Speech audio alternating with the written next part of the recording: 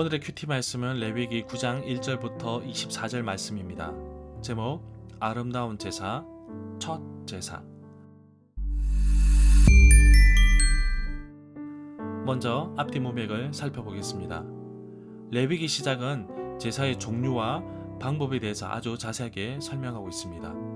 출애굽기 29장에서는 제사장을 세우는 내용을 다루고 있고 레위기 8장부터 9장에서는 제사장을 실제로 세우는 장면이 나옵니다.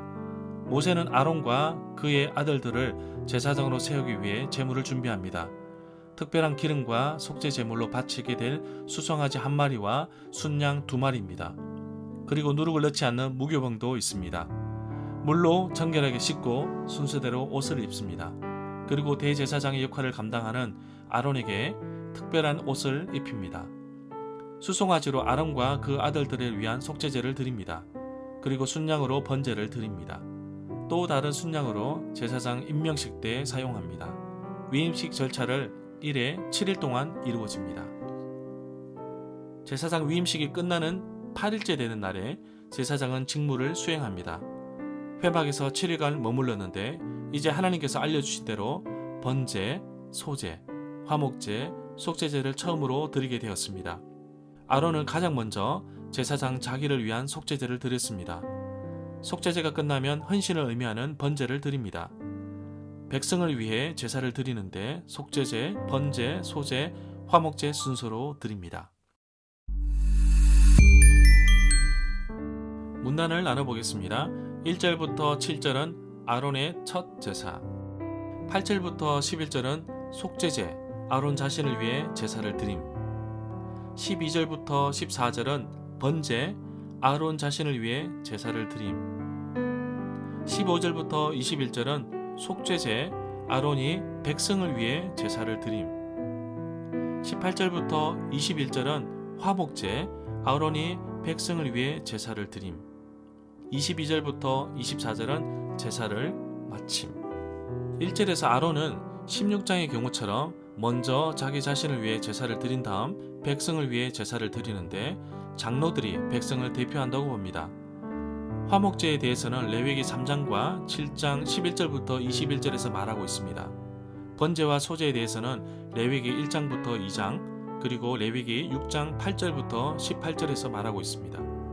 2절에서 모세가 아론에게 죄를 씻는 속죄제를 위하여 흠이 없는 송아지를 1마리 가져오러 갑니다. 그리고 태워드릴 번제물로는 흠이 없는 순양 1마리를 가져오러 갑니다. 3절에서 모세는 이스라엘 백성들에게 죄를 씻는 속죄물로 바칠 순염소 1마리를 가져오러 갑니다. 그리고 태워드릴 번제물로 1년 되고 흠없는 송아지와 어린 양을 가져오러 갑니다. 4절에서 모세는 계속해서 화목제물로 여호와 앞에 드릴 제물로 수소와 순양을 가져오러 갑니다. 그리고 기름 섞은 소제물, 곡식 제물을 가져오라고 합니다. 5절부터 7절에서 여호와의 영광은 하나님이 거기에 계신다는 것을 보여주는 표로 여호와를 가리키는 동시에 드러내 보여주는 빛나는 구름 같은 것으로 봅니다. 제사를 드리면 여호와의 영광이 나타난다는 것이 아니라 제사는 오히려 사람 쪽에서 반드시 해야 할 준비에 속합니다. 6절에서 말하고 있는 여호와의 영광은 바로 여호와께서 자기 백성들과 함께 하심을 보여주는 징표라고 할 수 있습니다. 7절에 보면 모세가 자기 형 아론에게 당부하는 것은 백성의 대표로 제사장직을 맡았지만 자신 역시 죄인이기 때문에 먼저 자신을 위해 속죄제를 드려야 하는 것입니다. 절차가 복잡하고 어렵습니다. 그러나 우리의 대제사장이신 예수 그리스도는 단번에 제물로 드리셔서 우리가 하나님께 나갈 수 있도록 길을 열어주신 것입니다. 8절부터 11절에 보면 일주일간 위임식으로 지칠 대로 지쳤지만 아론은 자신에게 주어진 제사장직을 하나씩 수행해 나가게 됩니다. 여호와께서 명령하신 대로 모세가 보여준 대로 하나씩 해나갑니다. 12절부터 14절은 아론 자신을 위한 제사인데 번제입니다. 번제물로 바칠 제물은 2절에서 말한 흠이 없는 순양입니다. 15절부터 21절에서 아론이 백성들을 위해서 제사를 드리는데 속죄 제물로 바칠 짐승은 염소입니다. 첫 번째 속죄 제물, 송아지를 바칠 때처럼 그 제물을 바쳤습니다. 소제인 곡식 제물도 드렸는데 아론은 곡식을 한 움큼 쥐어 아침마다 드려지는 번제물에 더하여 제단에서 태웠습니다. 매일같이 드려지는 제사가 있음을 보여주며 제단의 불이 꺼지지 않도록 해야 합니다. 18절부터 21절에 보면 아론이 백성들을 위하여 제사를 드리는데 화목 제물로 바칠 짐승은 숫소와 순양입니다. 기름은 태워서 드리고 가슴과 오른쪽 넓적 다리를 여호와 앞에서 흔들어 바치는 요제로 여호와께 드렸습니다. 22절부터 24절은 제사를 마치는 내용입니다. 아론은 백성을 향하여 손을 들고 백성을 향하여 복을 빌어 주었습니다. 속죄제와 번제와 화목제를 다 드리고 제단에서 내려왔습니다.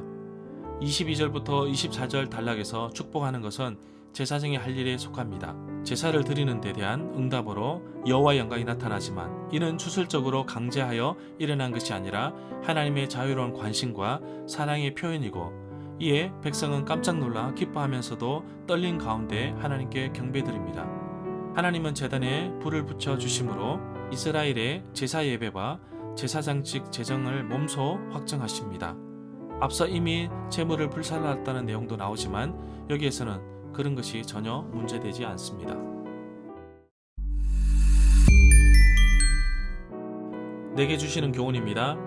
모세가 여호와께 제물을 드린 후 여호와의 영광이 드러날 것이라고 말하였습니다.